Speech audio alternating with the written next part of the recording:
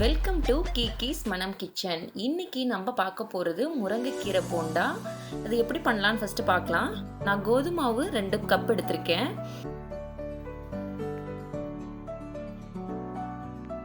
கடலை மாவு 1/2 கப்பு. அடுத்தது இட்லி மாவு 1/2 கப் எடுத்திருக்கேன். ஆனியன் கொஞ்சம் பொடி பொடியாக நறுக்கிக்கோங்க, அது 1 கப்புக்கு எடுத்துக்கோங்க. பச்சை மிளகாய் நான் 2 போட்டிருக்கேன், நீங்கள் காரத்துக்கு ஏற்ற மாதிரி போட்டுக்கோங்க. கறிவேப்பிலை போட்டுக்கோங்க கொஞ்சம்.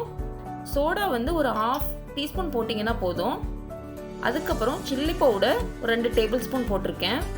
சால்ட் உங்களுக்கு பார்த்துட்டு போட்டுக்கோங்க, உங்களுக்கு எவ்வளோ தேவையோ கொஞ்சம் சால்ட்டு பார்த்து போட்டுக்கோங்க. நான் முருங்கைக்கீரை 2 கப்பு எடுத்திருக்கேன். 2லேருந்து 3 கப் நீங்கள் எடுத்துக்கலாம். இப்போ நம்ம இதை நல்லா மிக்ஸ் பண்ணிக்கலாம். நான் லைட்டாக மட்டும் தண்ணி விடுங்க, ஜாஸ்தி தண்ணி விடாதீங்க இதுக்கு. ஏன்னா கொள்ளன்னு ஆயிடுச்சுன்னா உங்களுக்கு நீங்கள் போடும்போது எண்ணெய் ரொம்ப ஜாஸ்தி இழுக்கும். நீங்கள் கரெக்டாக கொஞ்சம் லைட்டாக தண்ணி தொளிச்சு மட்டும் எடுத்துக்கோங்க. இதில் இட்லி மாவு எதுக்கு நான் சேர்த்திருக்கேன் அப்படின்னா, உங்களுக்கு போண்டா ரொம்ப டேஸ்ட் நல்லாயிருக்கும். இட்லி மாவு சேர்த்து பாருங்கள், ரொம்ப நல்லாயிருக்கும். இப்போது நம்ம போண்டா போட ஆரம்பிச்சிடலாம். இப்போ எண்ணெய் நல்லா சூடாகட்டும். ஏன்னா எண்ணெய் நல்லா சூடாகாமல் நீங்கள் போட்டிங்க அப்படின்னா போண்டா நல்லா வராது. அதனால் நல்லா சூடு பண்ணிக்கோங்க எண்ணெய்.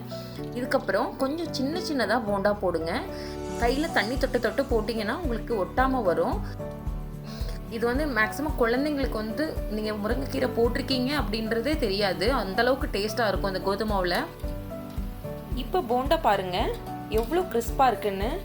இது சாப்பிடும்போது குழந்தைங்களுக்கு ரொம்ப ரொம்ப பிடிக்கும். உங்களோட கமெண்ட்ஸை கண்டிப்பாக கமெண்ட் பாக்ஸில் ஷேர் பண்ணுங்கள். உங்களுக்கு என்னோட சேனல் பிடிச்சிருந்தா சப்ஸ்கிரைப் பண்ணுங்கள், எல்லோருக்கும் ஷேர் பண்ணுங்கள். நன்றி.